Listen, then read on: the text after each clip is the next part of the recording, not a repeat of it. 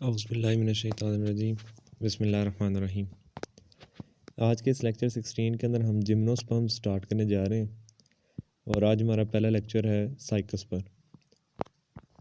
सबसे पहले हम साइकस की क्लासिफिकेशन डिस्कस कर लेते हैं कि क्लासिफिकेशन में किंगडम प्लांटी है, डिवीजन साइकाइडोफाइटा है, क्लास साइकाइडोप्सिडा है, ऑर्डर साइकाडेलस, फैमिली साइकाडेसी, जीनस साइकस और साथ में जो स्पीशीज़ हमने ऐड की है वो है साइकस रेवोलुटा।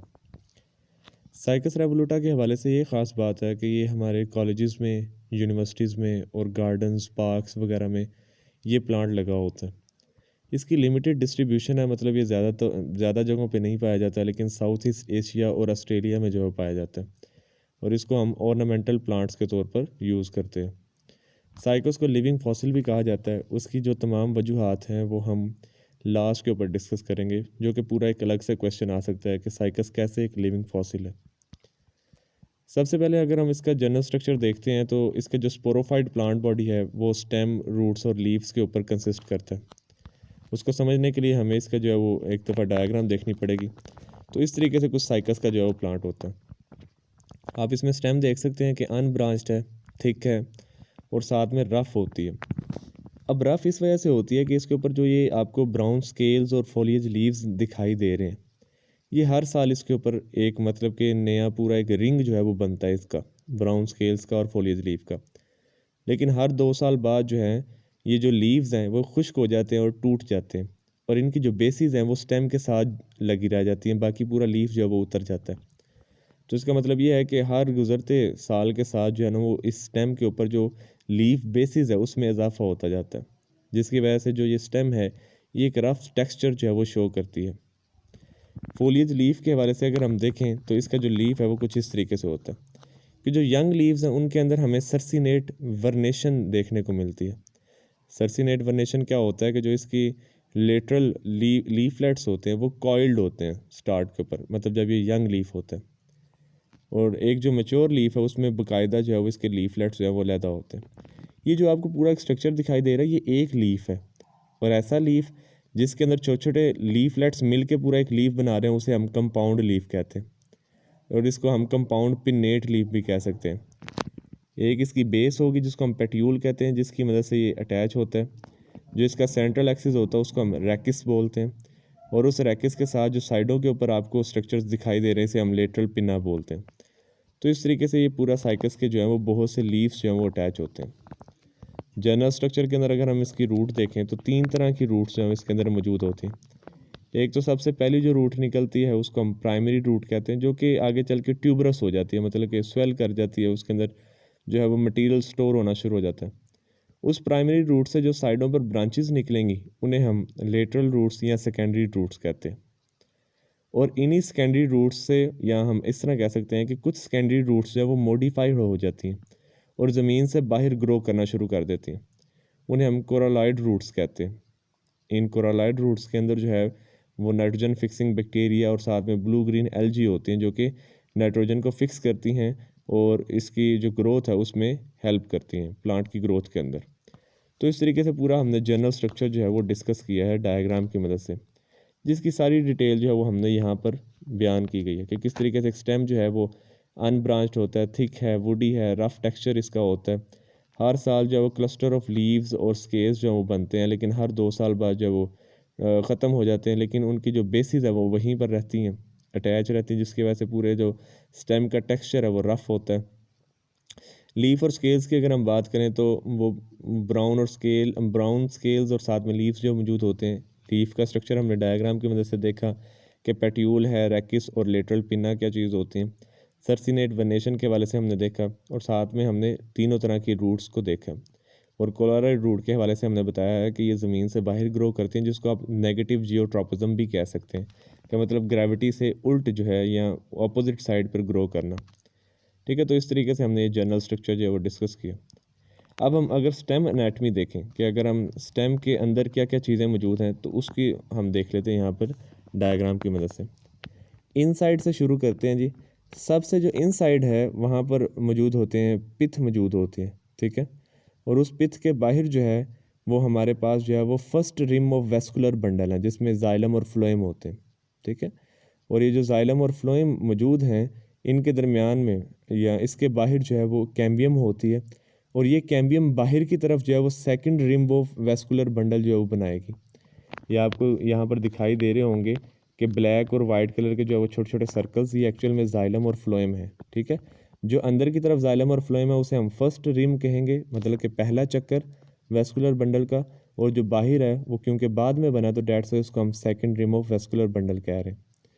अच्छा, एक और बात यहाँ पर नोट कीजिए कि ये जो वेस्कुलर बंडल्स के दरमियान वाली जगह होती है, ठीक है, मतलब कि अगर हम इसको इस तरीके से देखें, ये जो दरमियान वाली जगह है इसको हम कहते हैं मेडुलरी रे। ठीक है, मतलब कि यहाँ से जो खाली जगह होती है उसे हम मेडुलरी रे कहते हैं। उसके साथ जैसे ही हम ये वेस्कुलर बंडल से बाहर वाली लेयर को देखेंगे तो वो कॉर्टेक्स शुरू हो जाता है, और इस कॉर्टेक्स के अंदर हमें म्यूसिलेज कैनाल्स जो है वो नज़र आ रही हैं। अब म्यूसिलेज कैनाल्स क्या होते हैं? छोटी छोटी स्पेसेस होती हैं जिनके अंदर जो है वो चिपचिपी सिक्रीशन जो बड़ी होती हैं, जिसकी वजह से इसको हम म्यूसिलेज कैनाल कहते हैं। उसके बाद ये जो कॉर्टेक्स है इसके अंदर गर्डल ऑफ लीफ ट्रेसेस भी मौजूद होते हैं, मतलब कि उन लीव्स की बची हुई निशानात मौजूद होते हैं जो कभी इसके अंदर जो है मौजूद होते हैं। क्योंकि हम पहले पढ़ के आ चुके हैं कि हर 2 साल बाद जो लीफ है वो वहाँ से ख़त्म हो जाता है, लेकिन उसकी जो बेस है वो वहीं पर अटैच रह जाती है। तो ये उसके बचे हुए निशानात होते हैं। कॉर्टेक्स से बाहर देखेंगे तो फेलोजन होती है, और जो ये फेलोजन है ये वाली जो लेयर है ये कॉर्क बनाती है, मतलब छाल बनाती है। और छाल बनाने के साथ साथ बाहर एपिडर्मस होगी, और एपिडर्मस से बाहर आपको लीफ ट्रेसेस जो हैं वो पूरे सराउंडिंग करते हुए दिखाई दे रहे हैं। और अगेन ये वही लीफ ट्रेस हैं जो हम अभी बात कर रहे हैं कि हर साल जब एक पत्ता जो है वो ख़त्म हो जाता है वहाँ से, तो उसका लीफ बेस वहीं पर अटैच रहता है। तो इस लीफ ट्रेसेस की वजह से ये जो पूरे स्टेम का टेक्सचर है ये हमें रफ दिखाई देता है। तो इस तरीके से पूरी इसके अंदर स्टेम एनाटमी को हमने डायग्राम से पढ़ा। अगर हम इसकी डिटेल की बात करें तो इसकी डिटेल सारी यहाँ पर लिखी हुई है कि इसके अंदर एपिडर्मस होगी, कॉर्टेक्स होती है, स्टील जिसको हम वेस्कुलर बंडल भी कहते हैं। ठीक है, तो कोलेट्रल वेस्कुलर बंडल होते हैं, मतलब जाइलम और फ्लोएम जो हैं वो साइड बाय साइड पड़े होते हैं, और ये हमने डायग्राम के अंदर देखा है। और उनके जो दरमियान में खाली जगह होती है उसे हम मेडुलरी रे कहते हैं। एक और बात यहाँ पर नोट कीजिएगा कि जो जाइलम है वो एंड आर्च होते हैं। अब एंड आर्च क्या है? एंड आर्च ऐसी अरेंजमेंट को कहते हैं जिसमें प्रोटोजाइलम जो है वो इनसाइड पे हो और मेटाजाइलम जो है वो आउटसाइड पे हो। अब प्रोटोजाइलम और मेटाजाइलम क्या है? प्रोटोजाइलम का मतलब होता है ऐसा जाइलम जो पहले बनेगा, मतलब कि स्टार्ट के ऊपर जो जाइलम बनता है उसे हम प्रोटोजाइलम कहते हैं। और जैसे जैसे प्लांट थोड़ा सा बड़ा होता है तो उसके बाद जो जाइलम बनेगा उसे हम मेटाजाइलम कहते हैं। तो अगर इस स्टार्ट के वाला जो जाइलम है वो अगर सेंटर में हो और जो नया जाइलम है वो अगर बाहर की तरफ बने तो ऐसी कंडीशन को हम एंड आर्च कहते हैं। और हमेशा याद रखिएगा कि इसकी जो साइकस की स्टेम है वो एंड आर्च होती है, मतलब उसमें प्रोटोजाइलम इनसाइड पर और मेटाजाइलम जो है वो बाहर की तरफ बनता है। तो ये सारा स्ट्रक्चर हमने स्टेम के हवाले से पढ़ा है, जिसको हम स्टेम एनाटमी भी कहते हैं। अब उसके बाद जो टॉपिक हम पढ़ेंगे वो है जी इंटरनल स्ट्रक्चर ऑफ लीफ, मतलब कि लीफ के हवाले से जो है वो किस तरीके से एनाटमी मौजूद है। तो इसको भी हम डायग्राम से जो है वो देख लेते हैं, ज़्यादा बेहतर तरीके से समझ सकेंगे हम। ये देखें, ये लीफ एनाटमी जो है ना वो यहाँ पर हमने ड्रा की है। सबसे जो बाहर वाली लेयर है वो क्यूटिकल की है, उससे बाहर उससे इनसाइड पे जो है वो थिक वाल्ड एपिडर्मस लेयर है, उससे फिर अंदर जो है वो थिन वाल हाइपोडर्मस है। उसके बाद जो वो पैलिसेड मेसोफिल टिश्यूज़ हैं, ठीक है, और पैलिसेड मेसोफिल टिश्यूज़ के साथ जो है ना वो ट्रांसफ्यूजिंग टिश्यूज़ हैं। अब ट्रांसफ्यूजिंग टिश्यूज़ हमारे लिए नई चीज़ होगी। ये वो टिश्यूज़ होते हैं जिसकी मदद से जो लीफलेट्स हैं उन तक जो खुराक है, जो फूड है वो पहुंचाई जाती है। एक तरह से कनेक्शन कायम करने के लिए टिश्यूज़ जो हैं वो मौजूद होते हैं। ठीक है, और इसके बिल्कुल नीचे जो आपको स्पेसिस वाले सेल्स मिल रहे हैं या टिश्यूज़ मिल रहे हैं उन्हें हम स्पॉन्जी मेसोफिल कहते हैं। ठीक है, जो कि दूसरी तरफ मैंने ये लेबल किया हुआ है। अच्छा, बिल्कुल सेंटर की तरफ आ जाएं ज़रा। जो बिल्कुल सेंटर है उस सेंटर के अंदर जो है वो मेटाजाइलम है, और उसके बाहर जो आपको ये जो स्ट्रक्चर्स दिखाई दे रहे हैं ये जो है प्रोटोजाइलम है। सॉरी, थोड़ी सी डायग्राम एडजस्ट कर लें हम यहाँ पर। तो हम बात कर रहे हैं कि जो सेंटर के अंदर जो है वो मेटाजाइलम है, और इसके जो साइडों के ऊपर आपको नज़र आ रहे हैं वो प्रोटोजाइलम है। अब देखें, स्टेम से बिल्कुल उल्ट जो है वो लीफ के अंदर हिसाब है। स्टेम के अंदर हम पढ़ के हैं एंड आर्च है, लेकिन लीफ के अंदर जो है वो एग्जार्च कंडीशन होती है। ठीक है, ये आपने याद रखनी है कि इसका मेटाजाइलम जो है वो इनसाइड पे है और प्रोटोजाइलम जो है वो आउटसाइड पे है। उसके इर्द गिर्द फ्लोएम है। अच्छा, अब इस ये जो स्टील है, ये जो वेस्कुलर बंडल है, इससे बाहर वाली जो लेयर होगी उसे हम पेरिसाइकिल कहते हैं। पेरिसाइकिल के बाहर वाली जो लेयर है उसे हम एंडोडर्मस कहते हैं।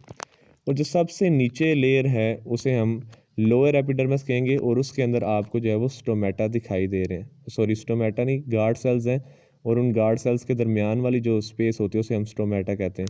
यहाँ पर गलती से जो स्टोमेटा की लाइन है वो गार्ड सेल की तरफ जो है वो लेबल कर दी गई है, तो इसको आपने ठीक कर लेना।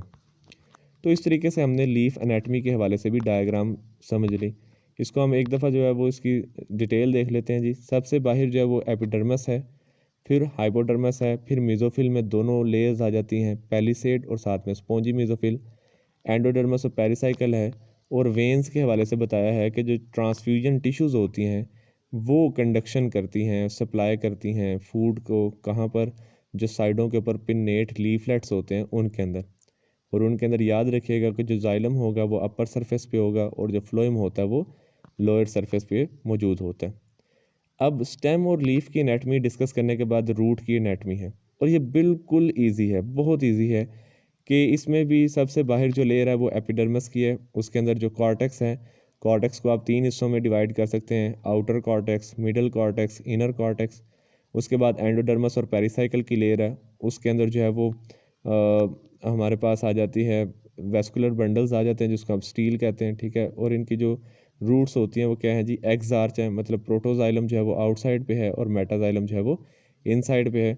और सबसे सेंटर के अंदर जो है वो पिथ मौजूद है। और जो रूट अगर हम वैसे देखेंगे, जो प्राइमरी रूट होती है तो उसके ऊपर एक कैप सी लगी होती है जिसको हम रूट कैप कहते हैं। कोरोलाइड रूट्स के हवाले से हम पहले भी पढ़ चुके हैं कि ये नेगेटिव जियोट्रोपिज्म शो करते हैं और ज़मीन से बाहर ग्रो करती हैं ये वाली रूट्स। इनके अंदर ब्लू ग्रीन एल्जी है जो या फिर आप कह सकते हैं कि नाइट्रोजन फिक्सेशन करने वाले बैक्टीरिया हैं जो नाइट्रोजन फिक्सेशन के अंदर इन्वॉल्व होते हैं। तो इस तरीके से हमने इंटरनल स्ट्रक्चर ऑफ रूट भी पढ़ा। ये उसकी डायग्राम यहाँ पर हम देख सकते हैं कि एपिडर्मस, फिर कॉर्टेक्स 3 लेयर्स के अंदर डिवाइडेड है, उसके बाद एंडोडर्मस, पेरिसाइकल और सेंटर के अंदर पिथ है, और उसके बाहर जो है वो स्टील मतलब कि वेस्कुलर बंडल्स जो हैं वो मौजूद हैं। अच्छा जी, अब इसके बाद जो अब हम सेक्सुअल रिप्रोडक्शन के हवाले से डिस्कस करने लगे, लेकिन उससे पहले जो है वो अगर हम देख लें कि इसमें वेजिटेटिव रिप्रोडक्शन भी होती है। और जो वेजिटेटिव रिप्रोडक्शन होती है वो बर्ड लाइक स्ट्रक्चर से होती है जिन्हें हम बल्बिस कहते हैं। अब वो जो बर्ड्स होते हैं उनके अंदर थोड़ी सी फूड स्टोर होती है, थोड़े से स्केल्स होते हैं, थोड़े से फोलिएज लीव्स होती हैं, और जैसे ही वो टूटते हैं तो वहाँ से, या अगर वो अटैच भी हैं तो वहीं से जो है वो नया प्लांट जो है वो ग्रो कर सकता है। सेक्सुअल रिप्रोडक्शन की अगर हम बात करते हैं तो साइकस जो है वो डायोशियस होते हैं। डायोशियस से मुराद ये है कि इसके अंदर जो है वो मेल और फीमेल प्लांट्स जो हैं वो अलग अलग होते हैं। मेल प्लांट्स जो है वो बहुत ही कम पाए जाते हैं, लेकिन होते तो हैं लेकिन बहुत कम होते हैं। अच्छा, अब हम जो है वो इनको बारी बारी डिस्कस करेंगे। सबसे पहले अगर हम फीमेल प्लांट को डिस्कस करें तो उसके अंदर फीमेल कोन्स होती हैं। अच्छा, ये अब मेन कंसेप्ट है, इसको आपने गौर से ज़रा सुनना है। फीमेल प्लांट के ऊपर क्या चीज़ मौजूद होती हैं? फीमेल कोन्स होती हैं। और जो फीमेल कोन्स हैं वो किसकी बनी होती हैं? मेगास्पोरोफिल्स की। अब मेगास्पोरोफिल्स क्या हैं?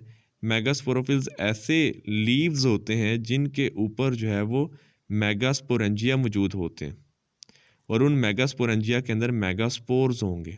ठीक है, दोबारा से बता रहा हूँ। फीमेल प्लांट के ऊपर फीमेल कोन्स होती हैं। फीमेल कोन किस चीज़ से बनी होती है? स्पेशल तरह के लीव से बनी होती है जिन्हें हम मेगास्पोरोफिल्स कहते हैं। उन मेगास्पोरोफिल्स के ऊपर जो है वो मेगास्पोरेंजियम होते हैं, और उन मेगास्पोरेंजियम के अंदर जो है वो मेगास्पोर्स होंगे। अब एक बात याद रखिएगा कि जो मेगास्पोरोफिल्स हैं ये पूरी एक कोन तो नहीं बनाते, लेकिन एक क्राउन की तरह का स्ट्रक्चर बनाते हैं। ठीक है, ये हमारे जो कॉलेज है वहाँ पर भी ये लगा हुआ है, और वहाँ पर फीमेल प्लांट ही है जिसके अंदर आप ये बाकायदा क्राउन जो है वो देख सकते हैं मेगास्पोरोफिल्स का बना हुआ। ठीक है, और इनके अंदर जो है वो ओव्यूल्स जो है वो मौजूद होते हैं, और वो रोज़ के अंदर जो है वो अरेंज होते हैं।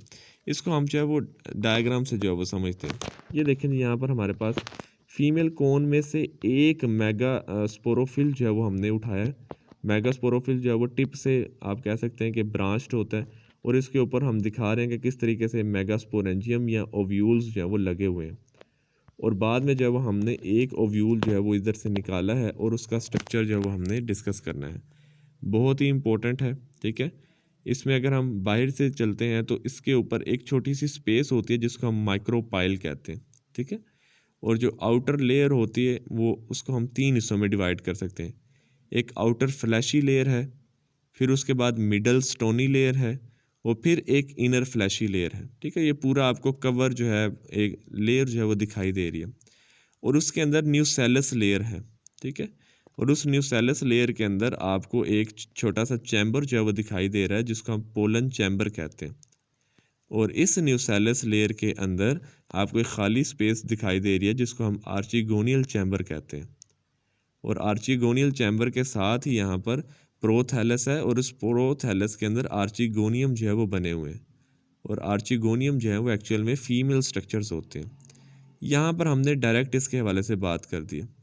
दोबारा एक दफ़ा बता रहा हूँ कि माइक्रोपाइल जो है वो खाली जगह, ठीक है, उसके इर्द गिर्द पूरी एक कवरिंग है जिसको हमने 3 हिस्सों में डिवाइड किया है। Outer fleshy layer, middle stony layer और साथ में इनर फ्लैशी लेयर।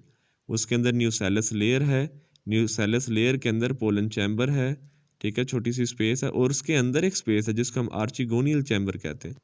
उसके अंदर प्रोथैलस पड़ा हुआ है, और प्रोथैलस के ऊपर जो है वो आर्चिगोनियम जो है वो बने हुए हैं। अब ये आर्चिगोनियम बनता कैसे है ये हमने देखना है जी। इस तरीके से ये पूरा जो स्ट्रक्चर है ये हम देखने लगे। यहाँ पर देखें जी, सबसे स्टार्ट के ऊपर दिखाया गया है कि न्यूसेलस में से कोई एक सेल जो है वो एकदम से स्टिमुलेट होता है और जो है वो स्पोर मदर सेल जो है वो बनाना शुरू कर देता है। अब उस स्पोर मदर सेल में मियोसिस होती है और 4 जो है वो मेगास्पोर्स बन जाते हैं। लेकिन उनमें से सिर्फ एक ही सर्वाइव करेगा, बाकी 3 मेगास्पोर जो है वो डीजनरेट हो जाते हैं। तो वो जो सर्वाइव किया हुआ मेगास्पोर होता है उसका साइज़ इन लार्ज हो जाता है, और जैसे उसका साइज़ इन लार्ज होता है तो उसके अंदर फ्री न्यूक्लियर डिवीजन्स होना शुरू हो जाती हैं। जैसे हम डायग्राम में देख सकते हैं कि एक सेल के अंदर बहुत से न्यूक्लियस जो हैं वो बन गए हैं, ठीक है। और बाद में उन न्यूक्लियस के गिर्द जो है वो सेल वाल बनना शुरू हो जाती है। मतलब कि ये कि वो डिफरेंट सेल्स के अंदर कन्वर्ट हो जाते हैं। और जैसे ही सेल्स के अंदर कन्वर्ट होते हैं तो उस पूरे मेगास्पोर को हम कह देते हैं कि ये मल्टी सेलुलर मेगास्पोर बन गया। मेगास्पोर को हम एम्ब्रियो सैक भी कहते हैं क्योंकि इसी के अंदर बाद में चल के एम्ब्रियो भी बनना है।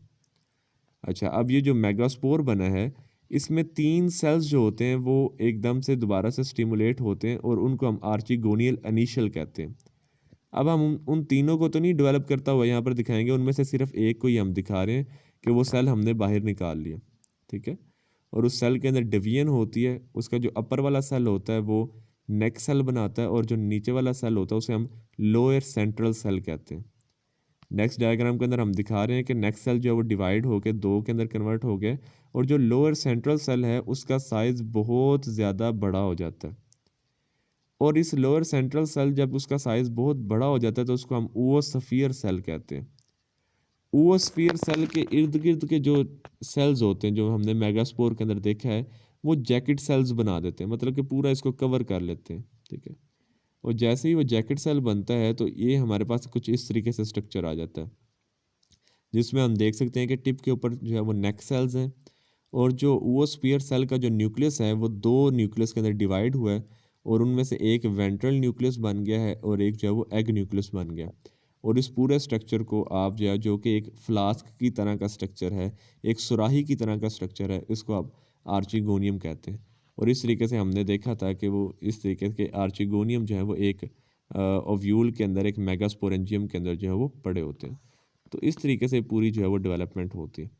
ये जो सारी चीज़ें हमने डेवलपमेंट के अंदर डिस्कस की हैं, ये सारे पॉइंट्स जो वो हम यहाँ पर लिख चुके हैं। आप देख सकते हैं कि माइक्रोपाइल का जिक्र है, न्यूसेलस का जिक्र है, pollen chamber, megaspore mother cell, और इस तरीके से पूरी जो डेवलपमेंट है उसके हवाले से यहाँ पर जो है वो जिक्र किया गया। ये सारे पॉइंट्स के अंदर वही बातें जो हम स्टेप बाय स्टेप डायग्राम के अंदर सीख कर आए हैं।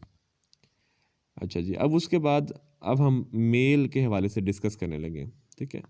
मेल के अंदर जो स्ट्रक्चर है वो बाकायदा पूरी एक कोन बनी होती है। आप देखें जी, ये कोन है, ठीक है। अब हमने साथ साथ रिवाइज करते जाना है कि जो फीमेल प्लांट था उसके अंदर फीमेल कोन थी, और जो फीमेल कोन थी वो बनी थी मेगास्पोरोफिल्स की। अब जो मेल प्लांट होगा उसके अंदर मेल कोन होगी, और मेल कोन स्पेशल किस्म के लीव से बना होता है जिसको हम माइक्रोस्पोरोफिल कहते हैं। उस मेगास्पोरोफिल के ऊपर मेगास्पोरेंजियम थे, जबकि माइक्रोस्पोरोफिल के ऊपर माइक्रोस्पोरेंजिया होंगे, ठीक है। और इन माइक्रोस्पोरेंजियम के अंदर माइक्रोस्पोर्स होते हैं। अब ये जो माइक्रोस्पोरेंजियम है ये बनता किस तरीके से है, इसके हवाले से हमने अब डायग्राम देखनी है। बहुत ही सिंपल स्टेप्स हैं जिसको हम फॉलो करते हैं। अब होता इस तरीके से है कि ये जो हमारे पास माइक्रोस्पोरोफिल है, मतलब ख़ास किस्म का जो लीफ है माइक्रोस्पोरोफिल, इसमें से एक जो सेल है वो स्टिमुलेट होता है और कन्वर्ट हो जाता है इनटू माइक्रोस्पोरेंजियल इनिशियल सेल। मतलब कि इसने आगे चल के जो है वो पूरा स्ट्रक्चर बनाना है। इसके अंदर डिवीजन होती है, एक प्राइमरी वाल सेल बन जाता है और एक जो है वो स्पोरोजिनस सेल बन जाता है। इसको हमने डायरेक्ट जो है वो नेक्स्ट बना दिया है, ठीक है। तो इसके हवाले से आपने परेशान नहीं होना कि ये किस तरीके से दो सेल्स इस तरह का स्ट्रक्चर बना देते हैं कि जो प्राइमरी वाल सेल होती है ये पूरी एक बाहर की तरफ वाल बनाती है। और इसके हवाले से याद रखिएगा कि जो प्राइमरी वाल सेल बाहर की तरफ पूरी वाल बनाती है ये 4 से 8 लेयर्स की हो सकती है, लेकिन हमने डायग्राम को ज़रा कंसाइज रखने के लिए सिर्फ 2 ही लेयर्स बनाई हैं बाहर की तरफ, जिसको मैंने यहाँ पर आउटर कवर का नाम दिया। और जबकि ये जो स्पोरोजिनस सेल्स होते हैं जिनको आर्चिस्पोरियल सेल भी कहते हैं, ये अंदर की तरफ बहुत ज़्यादा सेल्स बना देते हैं जिसे हम स्पोरोजिनस सेल्स भी कहते हैं। लेकिन एक इंटरेस्टिंग बात यहाँ पर नोट कीजिएगा कि जो आउटर लेयर होती है स्पोरोजिनस सेल्स की, वो एक ख़ास लेयर के अंदर कन्वर्ट हो जाती है जिसको हम टेप्टम कहते हैं, ठीक है। तो इस तरीके से एक तरह से मैंने ये शॉर्ट करके यहाँ पर इकट्ठी एक डायग्राम बना दी है जिसमें प्राइमरी वाल सेल से पूरी बाहर की तरफ वाल बन गई है जो कि 4 से 8 लेयर्स थिक हो सकती है। और स्पोरोजिनस सेल्स अंदर डिवाइड करके जो है वो स्पोरोजिनस टिश्यू बना देते हैं और जो उनकी आउटर लेयर होती है उससे टेप्टम बन जाती है, ठीक है। अब नेक्स्ट डायग्राम के अंदर आप देख सकते हैं कि जो स्पोरोजिनस सेल्स होते हैं या जो स्पोरोजिनस टिश्यूज़ अंदर मौजूद हैं, इनसे ही बाद में जो है वो माइक्रोस्पोर मदर सेल्स बन जाते हैं। और एक माइक्रोस्पोर मदर सेल के अंदर जब मियोसिस होगी तो उससे फिर आगे माइक्रोस्पोर्स बनना शुरू हो जाते हैं। अब हम एक माइक्रोस्पोर को देखेंगे कि उसके अंदर क्या चेंजिंग आती है। जब हम माइक्रोस्पोर को एग्जामिन करते हैं तो हमें पता चलता है कि इसके अंदर तो 2 लेयर्स हैं। एक जो आउटर लेयर होती है उसे हम एक्साइन कहते हैं और जो इनर लेयर होती है उसे हम इंटाइन कहते हैं, ठीक है। अब इसके अंदर हम डिवीजन्स जो है वो शो करने लगे हैं। ये जो माइक्रोस्पोर है इसके अंदर एक डिवीजन होती है जिसकी वजह से इसकी टिप के ऊपर एक प्रोथीलियल सेल बन जाता है, ठीक है। और एक जो है वो दूसरा बड़ा वाला सेल जो है वो मौजूद होता है।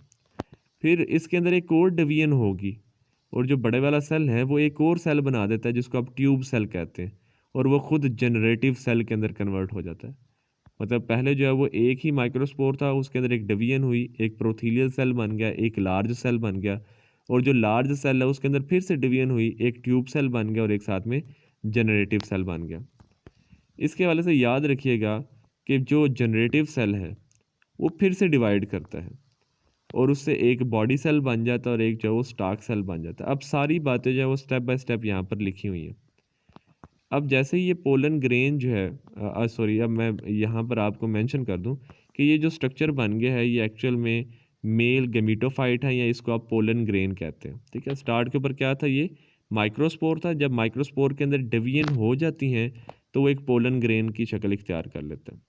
तो ये पोलन ग्रेन जब जाएगा और फीमेल के वो जो ओव्यूल है उसके ऊपर गिरेगा तो उसके अंदर ये ट्यूब बना देगी। और इसके जैसे ही ये ट्यूब सेल जब ट्यूब बनाती है तो इसके अंदर जो ये जो बॉडी सेल होते हैं ये फिर से डिवाइड करते हैं और इससे जो है वो 2 मेल गैमीट्स बन जाते हैं।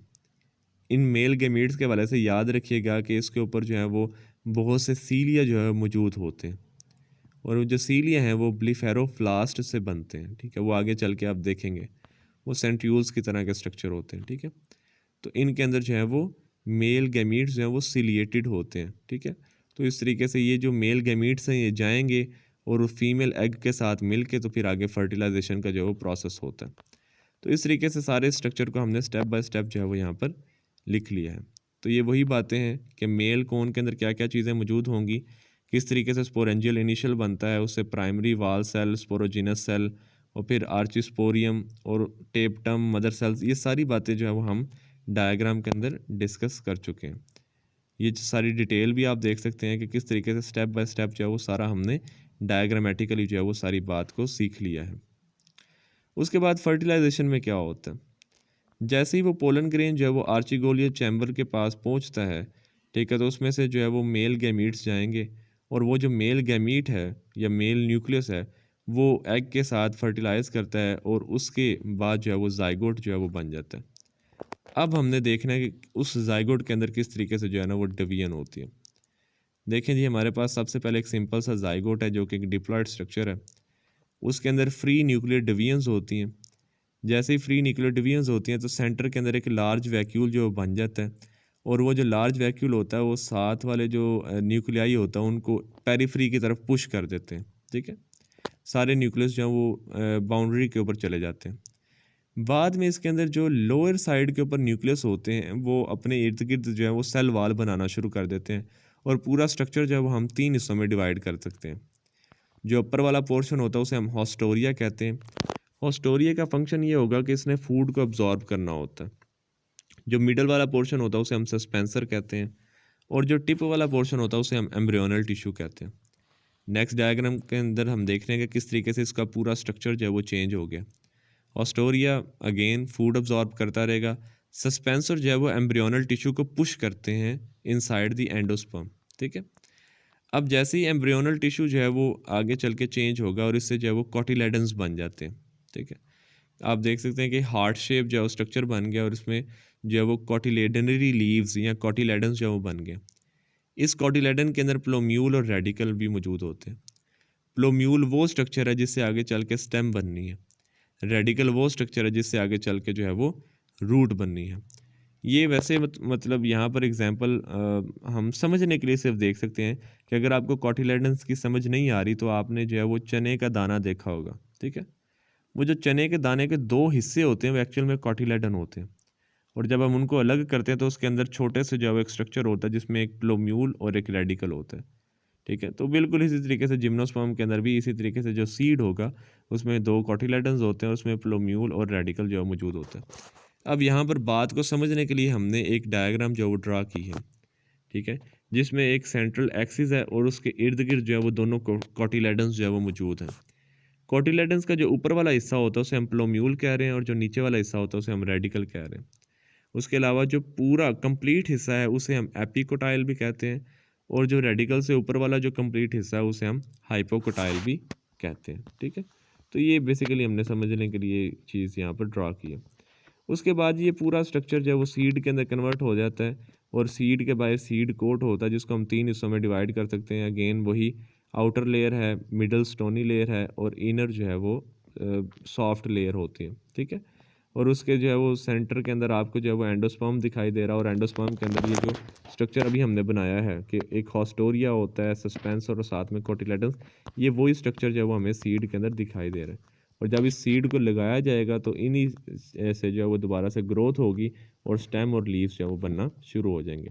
ठीक है, उसके बाद जी ये सारी जो है वो डेवलपमेंट ऑफ एम्ब्रियो के हवाले से हमने स्टेप बाय स्टेप यहाँ पर पॉइंट्स लिख दिए हैं जो कि हमने डायग्राम के अंदर भी जो है वो समझे हैं। इसके बाद छोटे छोटे से जो है वो पॉइंट्स आ सकते हैं। साइकस के बारे से क्वेश्चन भी आ सकता है कि इकोनॉमिक इंपॉर्टेंस जो है वो बताएं, तो इसमें जो है वो 9 से 10 पॉइंट हमने यहाँ पर लिखे हैं, तो इसको क्विकली जो है वो हम रिव्यू कर लेते हैं। सबसे पहला पॉइंट बताया गया है कि जी साइकस के जो सेवरल स्पीशीज़ हैं वो ऑर्नामेंटल प्लांट के तौर पर भी इस्तेमाल हो सकते हैं, लाइक साइकस रेवोलूटा जो हमने आज पढ़ा है। उसके अलावा एक और बात याद रखिएगा कि जो साइकस रेवोलूटा होता है इसका दो और नाम है। ठीक है, इसको सैगो पाम भी कहते हैं, इसे कंगी पाम भी कहते हैं। कंगी पाम क्यों कहते हैं? क्योंकि जो इसके जो लीव्स हैं, ठीक है, वो कंगी की तरह होते हैं। ठीक है, कॉम्ब की तरह होते हैं। और सैगो इस वजह से कहते हैं कि सैगो जो है वो एक स्टार्च की किस्म है, और क्योंकि वो इनके अंदर बहुत ज़्यादा होते हैं इनकी सीड्स के अंदर, तो डेट्स वाइज इसको हम सैगो पाम भी कहते हैं। उसके अलावा एक और स्पीसीज है साइकस सर्सिनालस। ठीक है, उसको यूज़ करके जो है वो हैट्स, बास्केट और मैट्स वगैरह जो है वो बनाए जाते हैं, और दूसरे डेकोरेटिव और फ्लोरल डेकोरेशन जो है उससे की जाती है। साइकस रम्फी एक जो है वो स्पीशीज़ है, उससे जो रेजिन्स जो केमिकल निकलते हैं उससे जो अल्सर है, ठीक है, जो मतलब कि हमारे डाइजेस्टिव सिस्टम के अंदर ज़ख़म हो जाते हैं, उसकी ट्रीटमेंट के लिए वो यूज़ होता है। साइकस के जो लीव्स होते हैं, टेंडर लीव्स, मतलब कि जो नरम नरम लीव्स होते हैं, उनका अगर जूस निकाल लिया जाए तो वो वॉमिटिंग और फ्लैटुलेंस में काफ़ी जो है वो यूज़फुल होते हैं। फ्लैटुलेंस कहते हैं कि जो डाइजेस्टिव ट्रैक के अंदर गैस हो जाती है उसको ट्रीट करने के लिए। उसके अलावा जो साइकस सर्सिनालस के पोलन्स हैं वो नारकोटिक्स भी हैं, मतलब कि वो नशा आवर भी होते हैं। ठीक है, और उनको जो है वो आप मेडिसिन्स के अंदर भी जो है वो इस्तेमाल कर सकते हैं, ठीक है। और उसके अलावा बताया जा रहा है कि अगर उनके सीड्स को हम पीस लिए और कोकोनट ऑयल के अंदर मिला लें तो उससे जो मुख्तलिफ़ किस्म के जो ज़ख़म है, जो स्वेलिंग्स हैं, सोजिश वगैरह है, उसको भी ठीक किया जा सकता है, ठीक है। जो साइकस के सीड्स हैं वो कहीं जगह के ऊपर जो है वो रोस्ट करके उनको पका कर जो है वो फूड के तौर पर भी इस्तेमाल किया जाता है, ठीक है। और जापान के अंदर जो है वो साइकस रेवोलुटा के जो स्टेम्स हैं और जो सीड्स हैं उनसे जो है वो वायर्स वगैरह भी जो है वो बनाई जाती हैं। साइकस के जो सीड्स हैं उनका अगर आटा जो है वो केक्स और दलिया वगैरह जो पॉरिजेस होते हैं उनके अंदर भी इस्तेमाल होता है। और जो यंग सकुलेंट लीव्स हैं, मतलब कि जो नरम नरम लीव्स होते हैं, हालांकि बाद में चल के जो है वो काफ़ी हार्ड हो जाते हैं, लेकिन जो यंग लीव्स होते हैं सकुलेंट, जिनके अंदर जो है वो जूस वगैरह हो सकता है, पानी वगैरह हो सकता है, उनको जो है वो वेजिटेबल के तौर पर भी कुछ इलाकों के अंदर पकाया जाता है। उसके बाद एक इसमें एक और पॉइंट है कि जो साइकस है वो एक लिविंग फॉसिल किस तरीके से, ठीक है। तो इसमें भी 10 से 11 पॉइंट हैं। सबसे पहले जो है वो पहला पॉइंट बताया गया कि स्मॉल प्लांट है, अनब्रांच स्टेम्स और लीव्स होती हैं, तो एक प्रिमिटिव करैक्टर है इसका, ठीक है। डेट्स वाई इसको आप लिविंग फॉसिल भी कहते हैं। और बाकी जो एक्सटिंक्ट प्लांट्स की तरह जो है वो साइकस के अंदर फर्न लाइक लीव्स हैं, मतलब कि वो जो हमने स्टार्ट में पढ़ा कि वो यंग प्लांट के जो लीव्स होते हैं वो गोल दायरे में होते हैं, सर्सिनेट वर्नेशन शो करते हैं। तो ये भी करैक्टर जो है वो इस तरफ इशारा करता है कि एक लिविंग फॉसिल है, कि इसके अंदर पुराने प्लांट्स जैसी जो है वो खसूसियात पाई जाती हैं। इनके स्टेम के अंदर जो है वो लार्ज पिथ होती है, ठीक है, स्कैंटी वुड है और साथ में थिक कॉर्टेक्स जो है वो मौजूद होते हैं। जो साइकस की स्टेम्स हैं, ठीक है, और जो फर्न्स की स्टेम है वो उसके ऊपर जो परसिस्टेंट लीफ बेसिस जो है वो मौजूद होते हैं, ठीक है, और दोनों जो है वो सर्सिनेट वर्नेशन जो है वो शो करते हैं। साइकस और जो सीड फंस फंस जो है ना वो इनसे भी आप कह सकते हैं कि थोड़े से पुराने आप प्लांट्स, ये हमने पढ़ने हैं, लेकिन थोड़े से पुराने जो हैं वो प्लांट्स होते हैं, ठीक है। उनके अंदर भी मेगास्पोरोफिल्स होते हैं। फीमेल जो स्पोरोफिल्स हैं साइकस की वो एक लूज क्राउन बनाती हैं, ठीक है। ओव्यूल का साइज़ जो है वो लार्ज होता है और नेकेड होता है, इसके बाहर किसी किस्म की कोई एज सच कवरिंग जो है वो मौजूद नहीं होती। ओव्यूल की अपनी ही एक कवरिंग है, ओव्यूल को कोई चीज़ कवर नहीं करती, ठीक है। और 3 लेयर्ड इंटेगुमेंट है वो हमने पढ़ी है कि आउटर जो है वो स्पॉन्जी, मिडल स्टोनी और फिर से इनर जो है वो स्पॉन्जी टिश्यू जो है वो होते हैं। जो वुड है वो ट्रैकेट्स और जाइलम पैरेन्काइमा सेल्स की सिर्फ बनी होती है, फ्लोएम के पास कंपेनियन सेल्स मौजूद नहीं होंगे, ठीक है। स्पोरेंजिया जो है वो मिलकर तो सोराई मतलब पूरा ग्रुप जो है वो बना रहे होते हैं। और साइकस जो है वो large output of microspores, simple ये कि इनके अंदर बहुत से माइक्रोस्पोर्स जो हैं वो बनते हैं, ठीक है, और ये भी एक प्रिमिटिव करैक्टर है। इसके अलावा जो इनके जो स्पर्म्स हैं उसके ऊपर फ्लैजेला हैं, और क्योंकि मोटाइल होते हैं, ठीक है, साइकस में प्रिमिटिव प्लांट्स के अंदर भी जो है वो मौजूद होते थे मोटाइल स्पर्म्स।